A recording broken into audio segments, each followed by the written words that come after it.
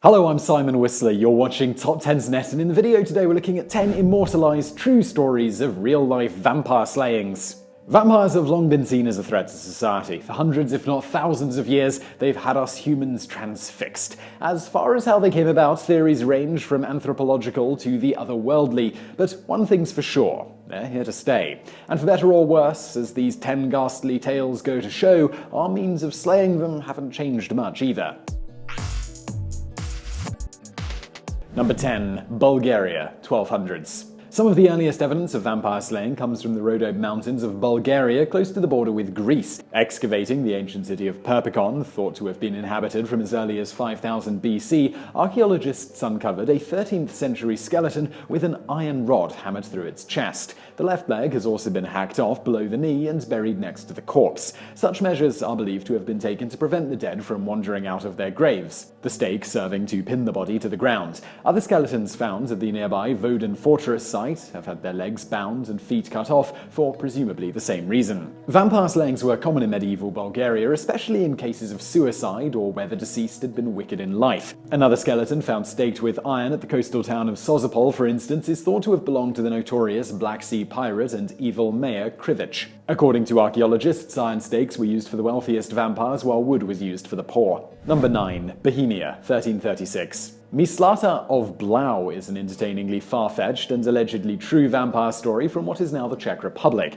In it, the young shepherd boy, Myslata, returns from the grave to call out the names of his neighbors, each of whom later dies. The villagers are said to have exhumed the boy, driving a long wooden stake through his body and into the earth. But Myslata just laughed, sarcastically thanking them for a stick to fend off the dogs. When the apparitions became more violent, suffocating and frightening people to death, an executioner was called in to help. He spiked the corpse with whitethorn and carted it off for cremation. Myslata cried out like a madman during the transit, lashing out with his hands and feet until somebody staked him again. As the boy's screaming, swollen body was burned, blood spewed from its numerous stab wounds. The vampire was slain and the village returned to normal. Number 8. Venice, 1576. By the time the Black Death hit Venice in 1576, vampires were already being held to blame. Throughout Europe, they were thought to spread the plague as a means of amassing corpses, draining them of residual life energy in the hope of them leaving the grave. It's an understandable superstition. Bodies tossed into open plague pits exposed all the strange and frightening processes of human decomposition, from plumping up and groaning with gas to leaking blood from the nose and mouth. Most shocking of all were the corpses that appeared to have chewed through their burial shrouds, revealing bared teeth and bloody gums. Historians ascribe the bizarre phenomenon of shroud eaters to the acidic quality of purge fluid. As the moistening cloth sagged into the mouth of a corpse, it would gradually dissolve in secretions from the decaying stomach. In the Middle Ages, it was simply assumed that the shroud must be some kind of basic food source for transitioning vampires, similar to breast milk for a baby. As a precaution, what was left of it between the teeth was torn away and replaced with something less edible. The skeleton of one such shroud eater was unearthed in a mass grave on the Venetian island of Lazaretto Nuovo, belonging to an older woman in her 60s or early 70s. The skull's jaw was savagely fractured, where someone had jammed a brick down her throat.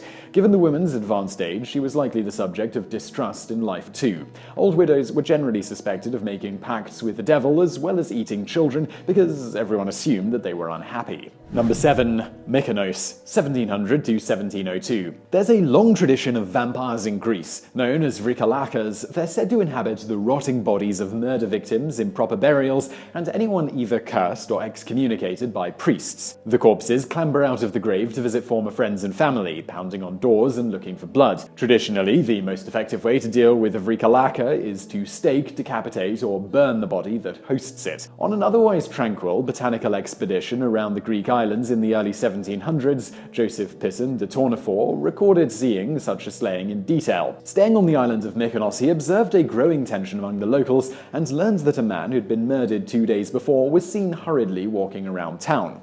According to frightened witnesses, he'd also been in their houses throwing things and putting out lamps. At first, the better sort of people, the priests or papas, were just as skeptical as Tournefort, laughing it off as mere superstition. But when they saw the dead man's monkey tricks for themselves, they decided it was time to act. On the 10th day, they gathered for mass at the chapel that held the dead body. There, the town butcher set to work on the corpse. An old, clumsy fellow, he groped around in the entrails looking for the heart, wincing at the near unbearable stink of putrid flesh and frankincense. He remarked on the warmth of the body and vibrancy of its blood, confirming everyone's suspicion that he was a vampire. When he finally located the heart, it was taken to the seashore and buried. But unfortunately, things only took a turn for the worst. Among the new complaints were various beatings in the night, doors being kicked in, as well as clothes getting torn and windows being rattled. In desperation, the town held meetings and debates, religious processions, and even periods of fasting. Some turned to holy water, splashing it over their doors and pouring it on the corpse. Others even left Mykonos for good, upping sticks to escape the demon. In the end, the town had no choice but to defy orthodox tradition and dispose of the body with fire. Their trouble ceased immediately, and the Vrikalaka was ridiculed with ballads. Number 6. Serbia, 1725. Vampires reached epidemic levels in 18th century Europe, propagating westward from tales in the east. One early report from Kiselevo in Serbia concerns a man named Petar Blagojevich. Following his death in 1725, he reportedly spent just 10 weeks in the ground before rising to ask his widow for shoes. It was after she fled town in terror that people started dying. Over a period of 8 days, 9 of their neighbors were mysteriously killed, and in each case, Blagojevich was blamed. By the victims' own accounts, he appeared at night and throttled them with his hands. Panicking villagers appealed to the Imperia Provisor of Gradis district. They demanded permission to open the grave, threatening to leave Kiselevo if he refused. Upon reluctantly exhuming the body, the provisor was astonished to find it seemingly undecomposed. According to his official record, the hair and nails had continued to grow, the skin looked fresh and new, and the weeks-old cadaver didn't even smell. Aside from the decaying tip of his nose, the corpse looked no different from a sleeping man's. For the villagers, the presence of blood in Blagojevich's mouth was proof enough of vampirism. They hauled the corpse out of the grave and pinned it with a wooden stake, causing fresh blood to erupt from the chest, ears, mouth, and nose. Finally, they heaped Blagojevich onto a bonfire and burned his body to ashes. In southern Slavic folklore, vampires, usually male, start out as a kind of shadow being, sucking blood from the living to become a gelatinous, boneless mass. Eventually, they come to resemble a human being and can wander around unnoticed. At this point, they can even impregnate women, their children becoming vampires themselves or using their skills to hunt them. Number 5. Serbia, 1727. While stationed in Kosovo as a Haduk, Arnold Paoli claimed to have been attacked by a vampire. Following a local custom, he dug up and set fire to the creature, smearing himself with its blood for good measure. He then resigned from the military and returned home to Medvegia, hoping to settle down as a farmer. But fate, well, it had other ideas. Shortly after burying his wife, Paoli fell from a hay wagon and died of a broken neck.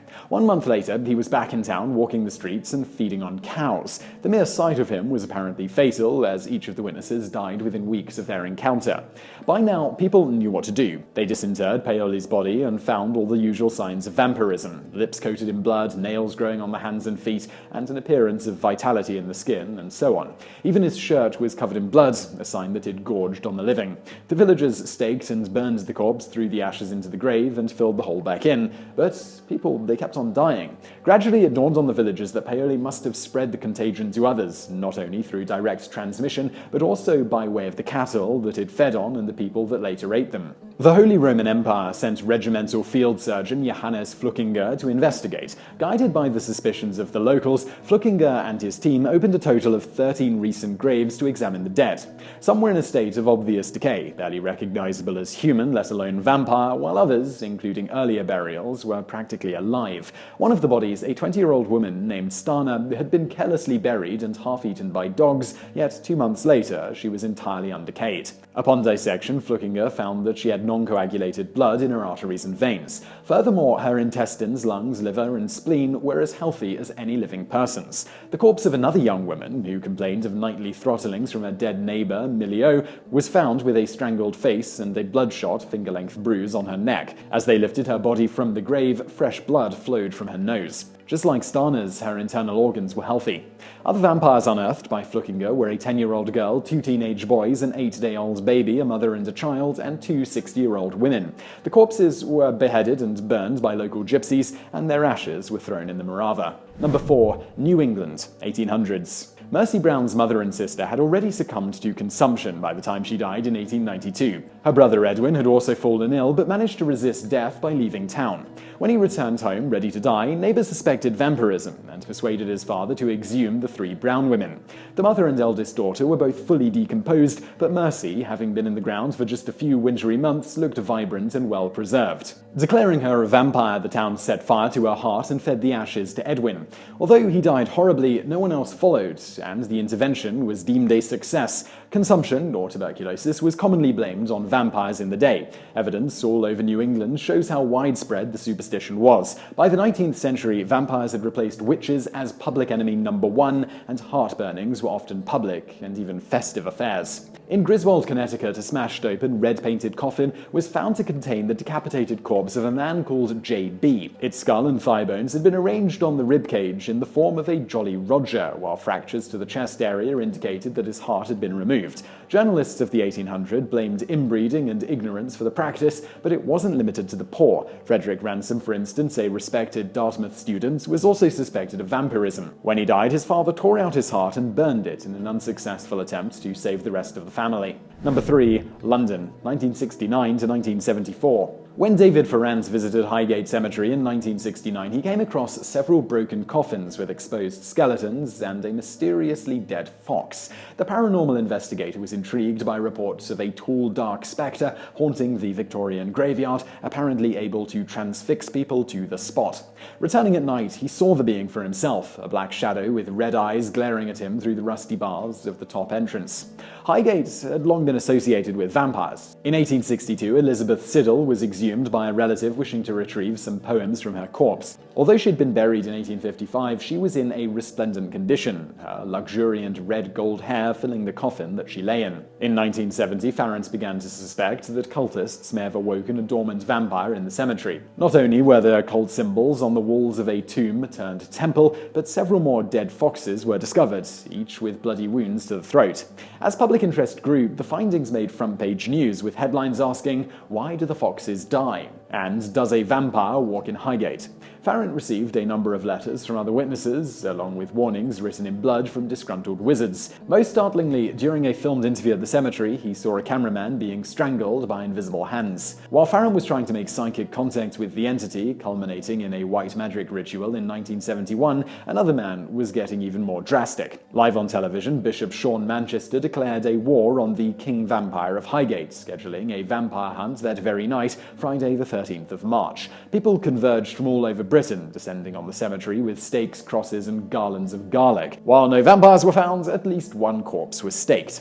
It wasn't until 1974 that Manchester slew the real King Vampire, at least according to his book. Stowed in the basement of a nearby mansion, its eyes were red and yellow and its lips contorted into a cruel expression. The bishop impaled its heart with a wooden stake, causing the shell of the body to cave in and quickly turn brown, reduced to human slime and viscera in the bottom of the casket. After burning the remains, the leftover bones were ground up and scattered to the four winds of the earth. Bishop Manchester continues to see himself as a kind of spiritual warrior for the British Isles, citing Ephesians chapter 6, verse 12 in his efforts, "For we wrestle not against flesh and blood, but against the darkness of this world."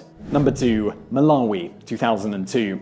Not all vampires live in coffins. In fact, some may not even be dead. In 2002, villagers living near Blantyre, Malawi, became extremely suspicious of strangers. Barricading their roads and refusing to work, they claimed vampires were stealing their blood. These strange entities, they explained, were preying on women and children at night before vanishing into thin air. They wore dark clothing and walked quickly, carrying flashlights, syringes, and sleeping gas.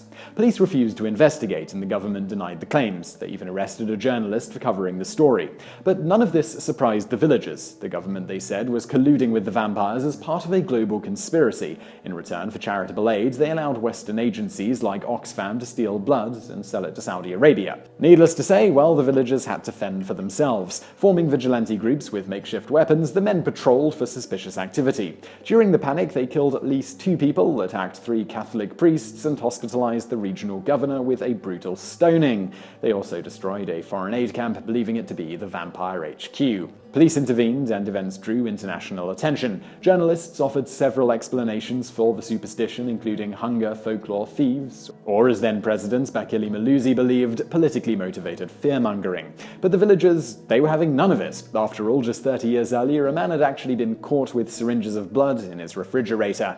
Number 1. Romania, 2004.